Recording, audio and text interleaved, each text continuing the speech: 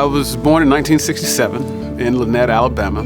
Actually went to West Point High School from primary school until the 9th grade. Then after that, I went to Valley. So I graduated 1985. Went off to college, went off to broadcasting school, went to source some oats. I won't say what kind of oats they were from 1985 to 1990, but Atlanta was good to me. It taught me a lot, allowed me to grow up, allowed me to learn some things, and allowed me to find out what it was to be an adult and to take care of things on my own. So moved back to LaGrange in 1990, got married in 1996 to Deborah Dunn. I have 5 children, 2 older daughters from a blended family, but with Deborah I have Olivia and Cameron and Jay Arthur.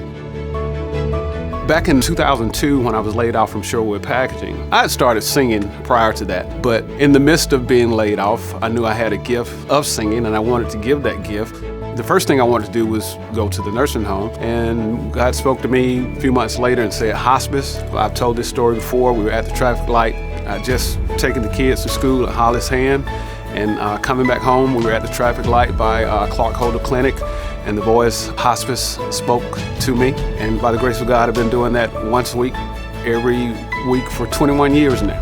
And it's been incredible that I've been able to be there for so long.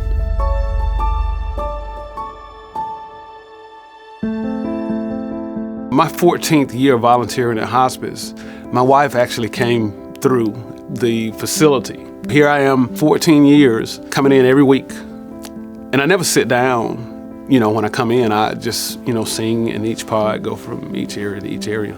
And so one day I'm in the chair where so many others have sat. And now I'm sitting in this same chair.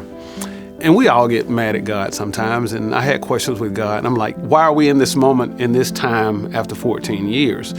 And had a friend of mine share with me, once I shared that with him, he said, could it be that your 14 years have prepared you for this moment?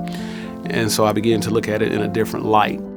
But I'm just thankful what God has allowed us to do as a family, continuing to live to honor her. I'm in covenant relationship with her, even though she's physically not here. We had a plan on some things that we wanted to happen.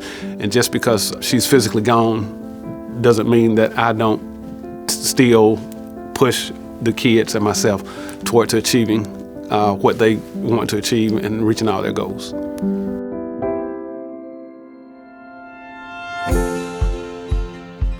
I have a passion for kids anyway, and I'm fortunate that I have a son who's doing really good and really well, but I just can't be satisfied just because he's doing well. What can I do to others? How can I help other young men be a light for them?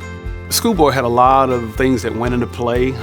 Number one, Jay Arthur's been my life the last 6 or 7 years after his mom passed, and he's getting ready to graduate in May. So I knew after he graduates, I would be twiddling my thumbs. I was gonna need something to do.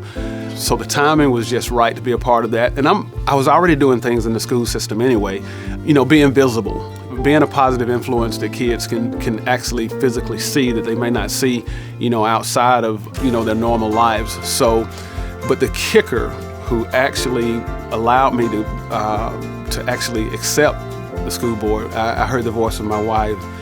She was an educator for many, many years. She poured her heart out in the kids. And I heard her voice saying, you can ill afford not to do this.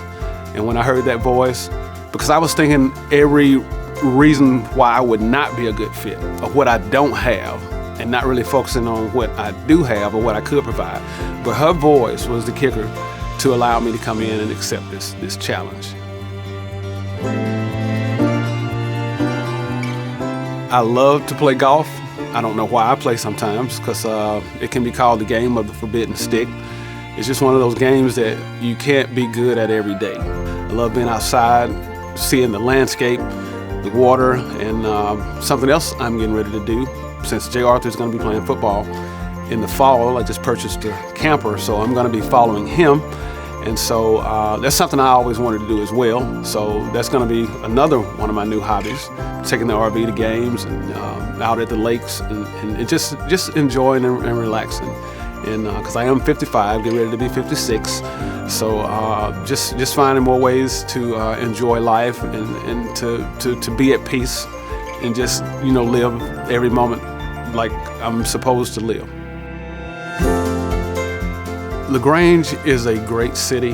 There are so many things in LaGrange that benefits the person. There are a lot of things that LaGrange has here, like the thread. It's not far from my house. I can walk, I can jog. The amphitheater. If I wanted to go to restaurants with a Metro Atlanta feel, there are restaurants in the area, good restaurants, good quality restaurants that you can eat. And it's just a nice little town. Of course, LaGrange has problems. All cities have their own problems. But as far as loving where I live and the community I live in, I'm just thankful to be in this city. It has so much to offer. It's steadily growing. Industry is steadily coming here. LaGrange has a bright future, and I'm just happy to, call it my home. I'm Kevin R. Dunn, and I am the story of LaGrange.